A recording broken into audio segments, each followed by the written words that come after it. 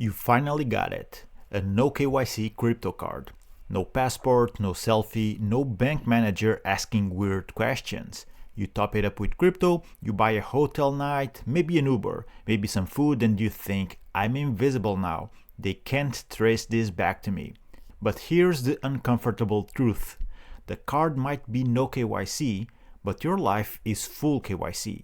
In this video, I'm going to show you in simple terms how your phone, your Wi-Fi, and the places you spend at can still point straight back to you. And what you can do as a beginner to stay much more private without becoming a hacker or a spy. Stay until the end because I'll also show you when it actually makes sense to use a separate privacy phone for your crypto cards. Welcome back on the channel, everyone. In this video, I will map out the wild world of crypto so you don't get lost. If you're into self-custody, DeFi for passive income, and off-ramping your crypto without selling your soul to every KYC portal out there, subscribe and let's explore this together. Now let's talk about the big myth of no KYC cards. What no KYC really means. When people hear no KYC card, they imagine something like an invisibility cloak. No ID upload, no selfie, no proof of address. So they think, perfect, I don't exist in the system. But no KYC only means one thing. That specific card issuer did not ask you to upload your documents. It does not mean your bank doesn't know who you are, your exchange doesn't know who you are, your phone company doesn't know who you are. The places you spend at don't know who you are. Think of no KYC like wearing sunglasses in a busy market. People might not see your eyes, but they still see your clothes, your walk, your voice, and all your friends around you. The sunglasses are the card. Everything else is still you. So let's break down in a beginner-friendly way the three main ways you can still be linked to your no KYC card. Way number one, how you top up the card. Most people do this without thinking.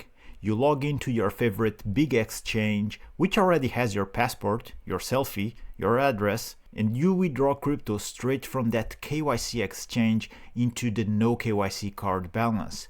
From a privacy perspective, that's like putting your real home address on an envelope and then writing anonymous on the front. The exchange knows the withdrawal amount from your verified account. It went to a specific card provider or wallet address.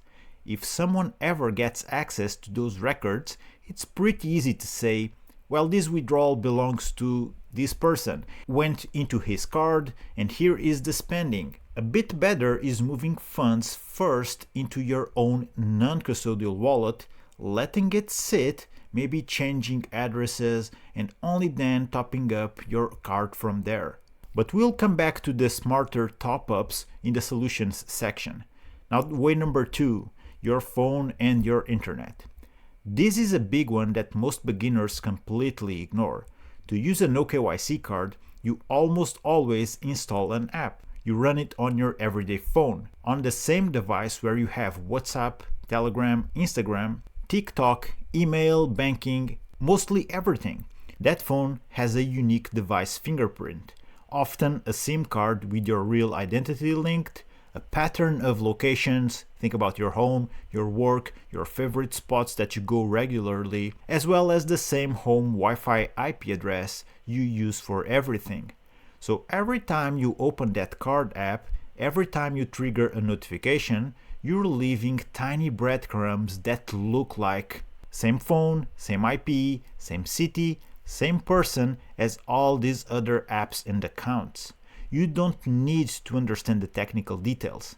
Just remember this, your phone is your strongest ID. If the app sees the same phone, the same IP, and the same location as your fully KYC exchange, your email, your social media, it's very easy to assume it's the same human. Now way number three, where you spend. This is one so obvious, but people still do forget it. If you use your anonymous card to pay for a hotel booked under your real name, a plane ticket with your passport attached, a gym membership, maybe Netflix, Spotify, or your mobile carrier. With all of this, you are literally connecting that card to a merchant that already knows exactly who you are, Hotels and airlines have your passport details, remember that. Subscription services have your legal name and billing info. Your local gym knows your address and maybe your ID card. So even if the card provider never asked for your passport, the pattern of places you spend at can quietly reattach your real identity to your anonymous spending. Card plus phone plus spending pattern equal your personal fingerprint. Now that you see how the leaks happen, let's talk about what you can actually do as a beginner to reduce them. Instead, think of this as digital hygiene, small changes that give you a lot more privacy for very little effort. Beginner fix number 1: smarter top-ups. Whenever possible, avoid topping up your No KYC cards directly from a fully KYC centralized exchange. A better flow is moving your funds from exchange to your own non-custodial wallet. Let the funds sit there for a while and then send them to the card. Why? Because now the direct link is exchange knows it's you to your wallet, and then from the wallet to the card there's at least one extra step. You can also use new wallet addresses instead of always reusing the same one, and that's a pro tip that you should apply as often as you can. You don't have to make it super complex though. Even this simple change already breaks the most obvious direct line between your passport account and your No KYC card. Beginner fix number 2: separate what you pay for. Use your No KYC card for flexible, lower signal expenses, not for everything in your life. Good candidates might be online shops that don't already know your legal identity, one-off purchases, or smaller services where you do not have a long personal history. Try not to use the same card to pay for long-term, identity-heavy services like, for example, your main phone bill, your main streaming services, your main gym, anything that already has your passport or national ID stored. The more you separate everyday identity purchases from privacy-focused purchases, the less obvious the pattern becomes. Beginner fix number 3: basic network hygiene. You do not need to be a network engineer to do this. Some easy wins can be simply avoid using public Wi-Fi for managing your card or your crypto. Use your home connection or a connection you trust. Consider using a reputable VPN so your internet traffic doesn't always scream your real home IP address to every service you connect to. You don't need to make this perfect, but even going from zero care to some care makes a big difference. Beginner fix number 4: the idea of a privacy phone. This is where people think things get crazy, but it's actually simpler than it sounds. Some users choose to have a separate, cheap phone that they only use for crypto wallets, exchanges, banking, and finance apps. But on this phone, they will never install personal WhatsApp, Instagram, TikTok, random games, no contact lists synced with your whole personal life. Just money stuff, you know? That way, the fingerprints from your money phone do not mix with the fingerprints from your everything else phone. Now, setting up a proper privacy phone deserves its own full video. What to install, what to avoid, how to connect, how to back it up safely.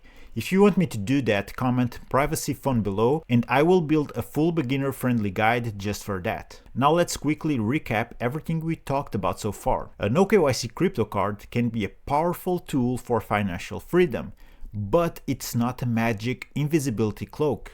You can still be linked by 1. How you top up the card, 2.